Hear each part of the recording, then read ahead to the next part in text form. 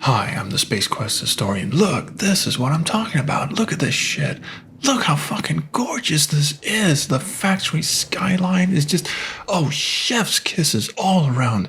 And when you look down, you can see the Bellevue middle bit, and maybe even if you squint hard, the ground level. This is just fantastic. The scope and grandeur of the city just comes together here visually in such a splendid... Ow, what the fuck? Oh, right in the nads. Okay, so what are we doing here? Well, despite the scenery being immensely pretty to look at, it's also rather barren. We've got a single factory entrance to go through and a single character to interact with. He is hitting all the right notes of that Steel Sky weirdness I was hoping for. Oh! Stay away from my office, you scunner.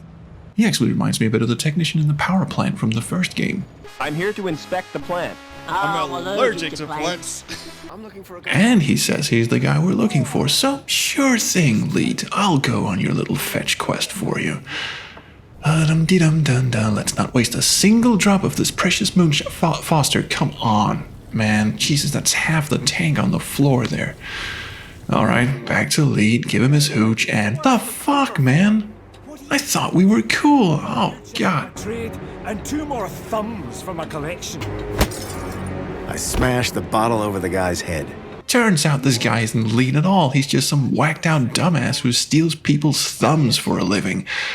Although I absolutely love his reason for doing so. I like the approval they give me. That's fucking classic. So, we're off to find the real Lead, and this involves some wanton destruction against an old sign that, let me be clear here, is fan service done right. If anyone doesn't remember, Billy Anchor was the obnoxious insurance salesman in the first game.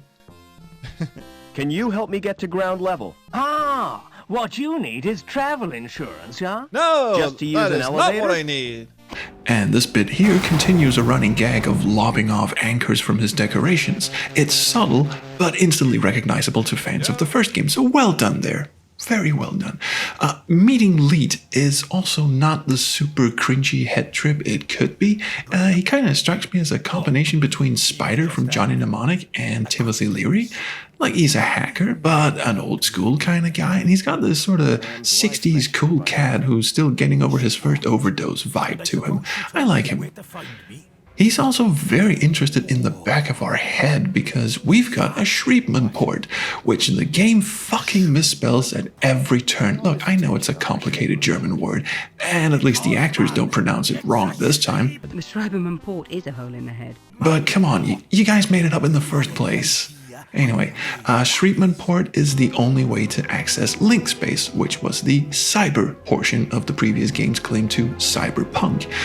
Well, that and the giant throbbing biotentacles. Okay, look, it had a lot going for it in terms of being both cyber and punk. Point is, this is the quintessential 90s future vision of computing that every 90s cyberpunk fiction had to have.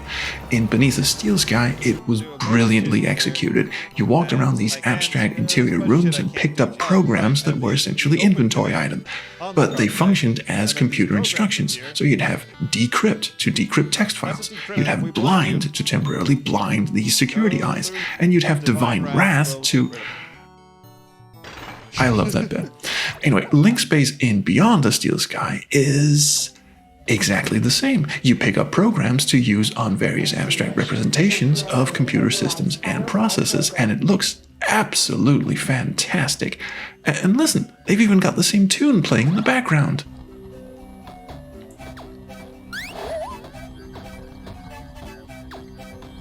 Did you know the music for the original game was composed by Dave Cummins, the guy who also designed and wrote most of it with Charles Cecil? It is so cool that they have his original music in this game as well. Oh, nice updated version as well. Even the Divine Wrath thing makes a reappearance, although honestly, the joke doesn't quite work here. The whole point of it in the original was because this foil, the Crusader, would guard his room religiously. That was the hint you needed to use this highly classified anti-foil program called Divine Wrath. This game seems to have kind of forgotten about that. In this game, it's an antivirus for some reason. But hang on. Did we just kill the Helix virus? You know, the one we planted in the first game, the one that was supposed to stunt Link's growth? This can't possibly have some catastrophic consequences down the line, can it? Probably not, because in this game, Linkspace is old hat and has been superseded by this new system, Minus. You're supposed to break into Minus via a backdoor in Linkspace. Don't ask questions, it's cyberspace. And I know, it's kind of like breaking into a Linux terminal using a pocket calculator. There is no reason why these two systems are even connected, much less able to talk to each other, much less why Foster's Linkspace avatar is even able to enter Minus, unless Minus was somehow built on top of Linkspace. But why would it, since Linkspace was, according to the game, the abstract projection of links, circuits, and databanks, which would imply that Link is still somehow around? Look, rewind here for a bit. The reason why Link was such a shitty computer in the first game was because Foster's dad had wired his brains up to it, and Link then learned of human failings like vanity and greed, so it became evil and power mad. Then Joey wired his brain up to it, and I guess convinced Link to be less of a shithead. And that's where the game ended, so we never really figured out what happened to Link after that. So did Joey design Minus to replace Link? Or did the new council design it after they chucked Joey out? Is Minus just an updated interface for Link? Is the city in fact still under Link's rule and Link is still running somewhere in that basement where it was making androids and wiggling its tentacles around? Well, we're not about to find out today because, surprise motherfucker, here's the Towers of Hanoi puzzle. Stop doing this puzzle! Stop doing this puzzle! Stop doing this puzzle! Stop doing this puzzle! Stop doing this puzzle! Stop doing this puzzle! Well, we're done here for now. Time to head back to our... Oh, hello, Joey. Nice to see you got a new shell while we weren't looking. Look, there's also a bit here about Lead harboring a Gap girl who seems brainwashed, but he didn't really have any useful information, and he had no clue what Graham was up to, so for now, all we know is Graham seemed to be a whistleblower for an operation that likes to kidnap and scramble kids' brains. The real meat is back at our apartment, where we can finally check Graham's emails. And we finally get to use this broken crystal to decrypt the secret message on the holoplinth, which says... Aspiration Gala, be there. You mean the Aspiration Gala we just locked ourselves out of by stepping up to Captain Twatface? Does this mean Foster has to become a social media guru to earn the necessary kudos points to attend? And can we please come to a consensus on how to pronounce kudos? Kudos. Kudos? Kudos. Kudos. Anyway, that's all for this time. This really had some great stuff in it. I loved seeing the factory floor again. I hope we'll be back, and hopefully we'll get to see some more people there. It did feel kind of empty, but man, oh man, did it look absolutely fantastic.